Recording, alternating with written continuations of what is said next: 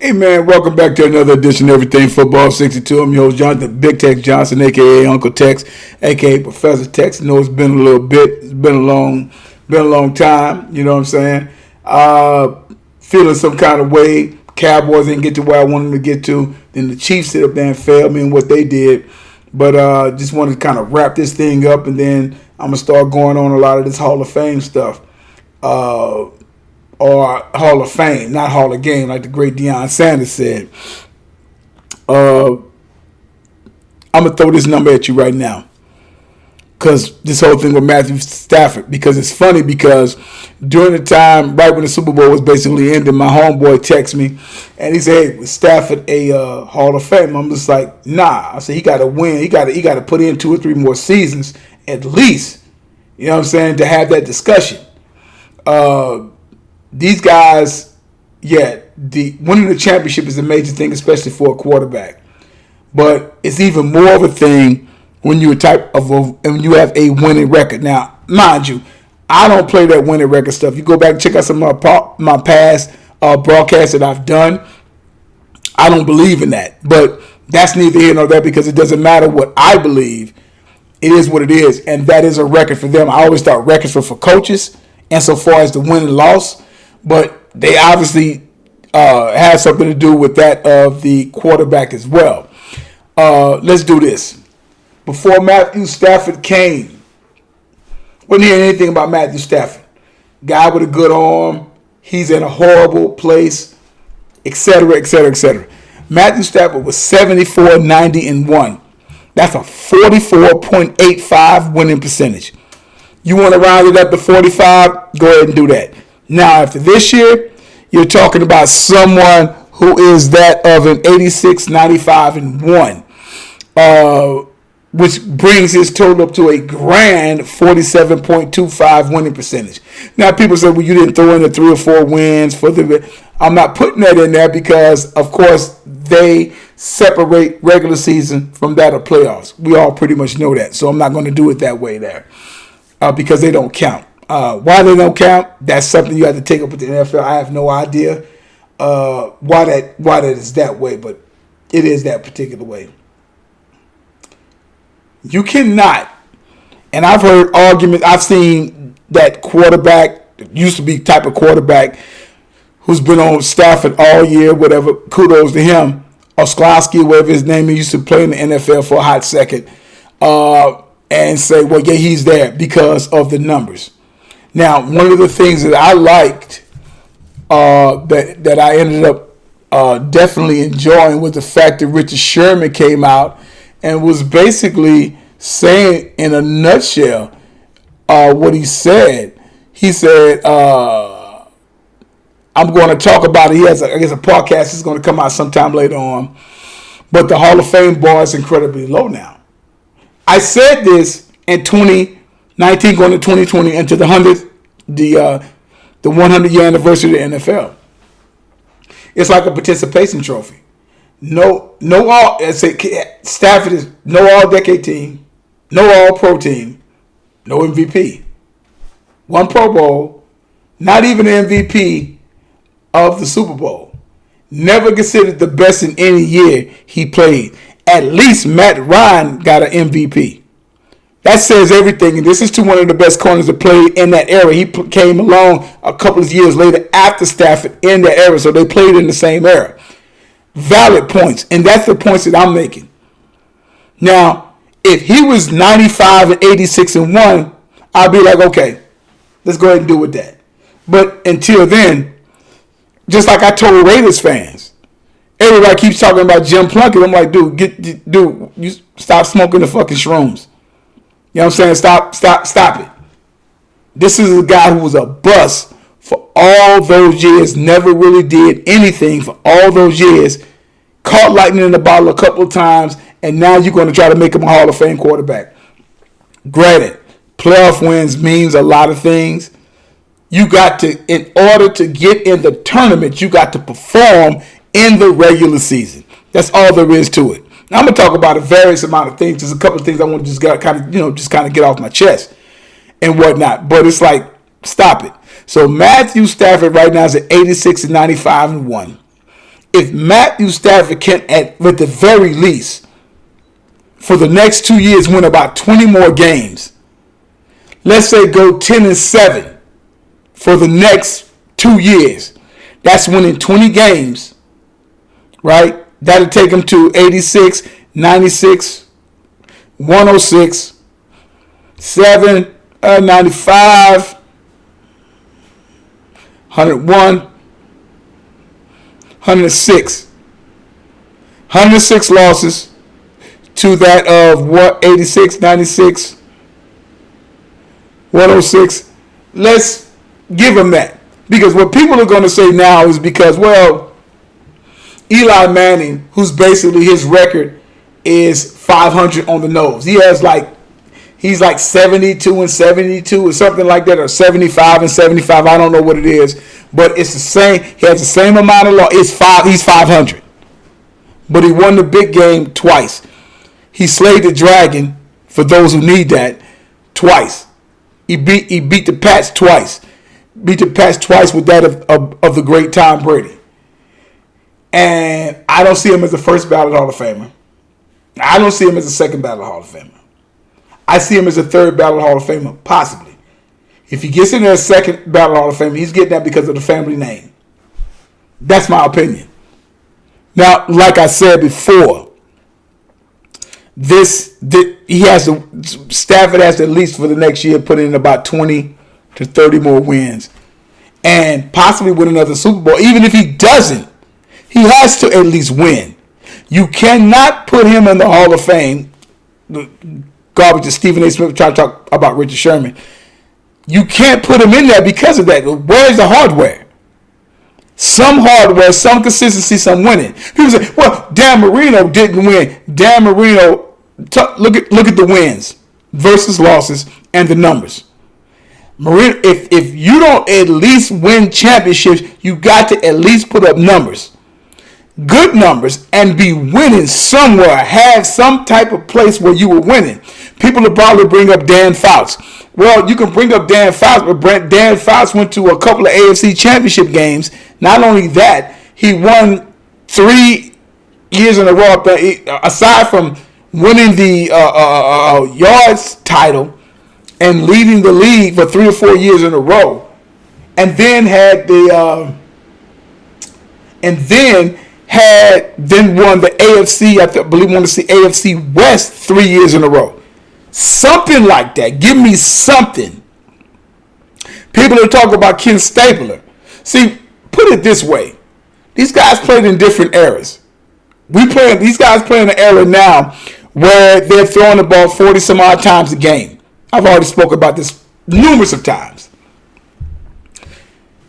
You got to win. Like I told you guys from the 70s, plethora of quarterbacks that were extremely good. Kenny Anderson ranked right up there with Stabler, Bradshaw, the rest of them guys, Staubach, Fran Tarkenton, all them guys who have actually won Super Bowl. Therein lies the difference. And that's why Kenny Anderson is not in the Hall of Fame, based upon the fact that he didn't win the big one. Got to at least win the big one and have some of the numbers and have a little bit of a hardware. A lot of them guys had some hardware. I don't think Roger Staubach ever got an All-Pro first team. 6 or 7 time Pro Bowler, and he won a shitload of fucking games. That's because if you're going to use it, don't try to make it somewhat convenient. Well, no. If you're going to use it, then use it. And if you're going to use it, Staubach won almost a fucking 100 games. This is not about a cowboy thing. This is about a football thing. You follow what I'm saying? So Stafford has to win some more games. If Stafford was to retire today or tomorrow, 47.25 winning percentage.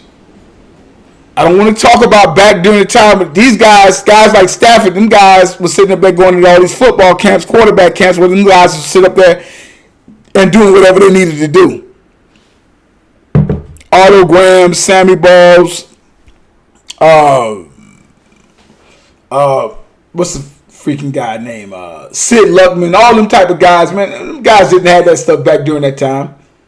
And I'm not going to fault. You can't fault for the time that you played. Okay? So, no. Stafford has to put him in at least 2 or 3 more years of winning. He does another 12-5 season to win another Super Bowl. Don't put him in that. Second or third ballot. But the numbers is going to put him in that just based on the fact how many times they throw the game. How many times they throw the football. Okay? And let's get that out the way. All right? You guys do that for me. Look into it that particular way. You know what I'm saying? Really check the numbers. Don't be like women who don't really deal with numbers. Check the numbers, man. And then we can have a conversation. The Patrick Mahomes thing, that was the first time I ever seen that cat rattled. Even when them losing effort against that of the Tampa Bay Buccaneers last year, my man was doing crazy things still. He's already got one under his belt. I don't know what that guy Acho is talking about, whatever his freaking name is, putting Joe Burrow ahead of him, putting Justin Herbert in front of him. He's got a Super Bowl victory, if nothing else. His numbers speak for themselves. I'm not going to even go into numbers. I've already done that. Neither one of those guys have thrown 50 touchdowns. So cut the BS. I don't know what that guy called himself talking about not putting him, but that's his list. He can do whatever he want to do on his list. That's on him. Okay? But in the end, when you get right down to it and whatnot, Mahomes, who normally is a dagger in the heart, and who was running and making crazy plays with his legs against the Bills, didn't have that same type of energy when it came back to the Cincinnati Bengals, and I don't know why. I told you guys about the Bengals and whatnot. The Bengals and the Chargers was kind of like the same exact team. You didn't know what you was getting. Here you have a team. If it wasn't for Ryan Tannehill, they don't get out of the wild card. Tannehill throws 3 picks, if I'm not mistaken. They get that first down or whatever, the game is over with. The Bengals have been inconsistent, but yet lucky at the same time. That whole thing. Get sacked 9 times. You don't get sacked 9 times and really come out with a victory. That doesn't normally happen that way.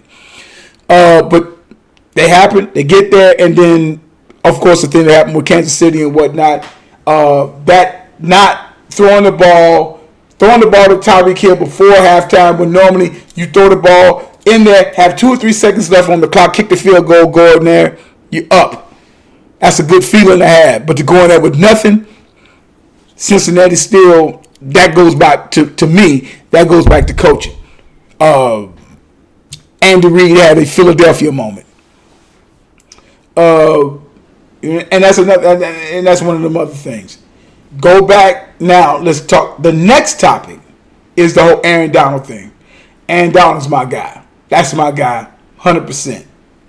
He's doing things at that interior defensive lineman position that really hasn't been done. It's got some guys that have been close. Got some guys that's been great. Be it Warren Sapp, be it Randy White, be it also the guys.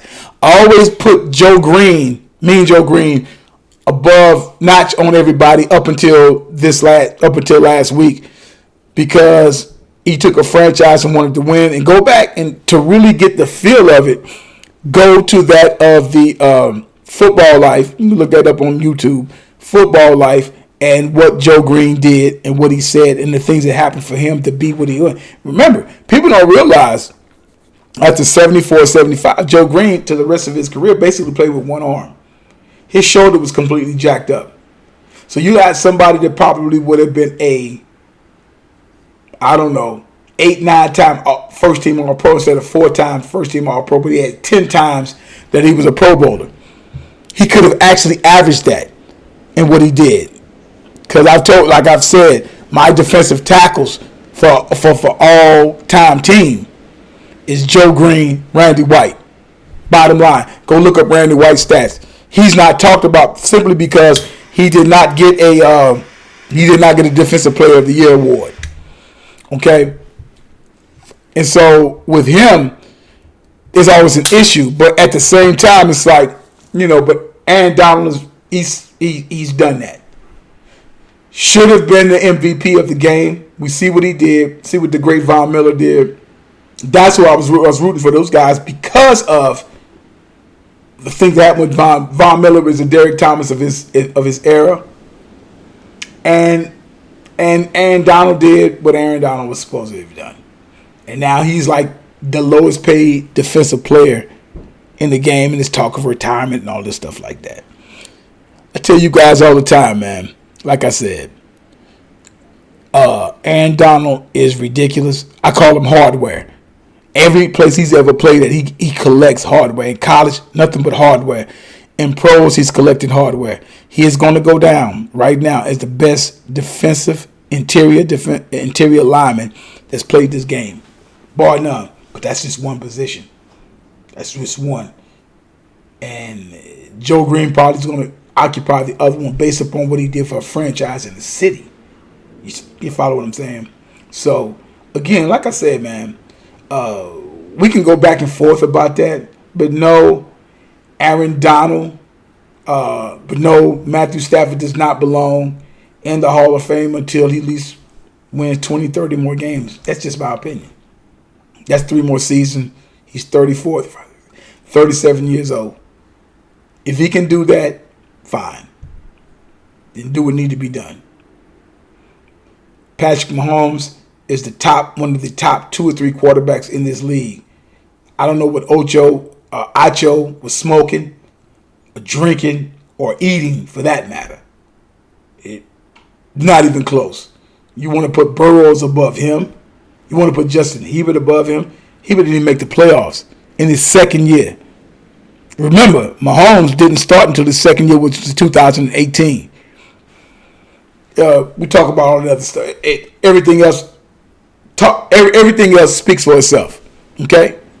So again, like I tell you guys, man, the numbers are real and whatnot. And like I said, Mahomes' issue, like I said, he just didn't have that dagger, I'm going to kill you type thing going on with him. What's going on with him and his wife? I've already talked about that. Him, his wife, not kid, but him, his wife, and his brother. I've already talked about that. Okay? So like I say, man, I tell you guys all the time, there's no GOAT, there's no greatest of all time as long as time's still going on. And like I say all the time, numbers don't lie and get emotional. People do. Holler at you guys later. Leave the comments in the section. Smash the like button. And I will be coming back later on with a lot of Hall of Fame stuff because certain things that Richard Sherman said, I have been saying that. I've told you guys that. They have set the bar low. And it all started with the 100th year anniversary and putting 20 people up in there when other time they wouldn't have done it. The Hall of Fame and NFL need to start getting really, really, really, it shouldn't be no more than 4 or 5 guys going in at best. When you think of defensive tackles, I'm sorry, I don't think of Bryant Young, and I do not think of Richard Seymour as one of those dudes. They don't have the hardware as some of them guys that I spoke about earlier. They don't have that. And you know they don't have that. But they were on teams that won. Remember, the Hall of Fame and all that stuff, we talk about the Packers and all them guys with the 60s and whatnot, that's from an era and them guys is winning these championships. If you want to do it, fine. Brian Young, no. If that's the case, then going to put Danny Stubblefield in. Okay? Put Danny Stubblefield in. You know what I'm saying?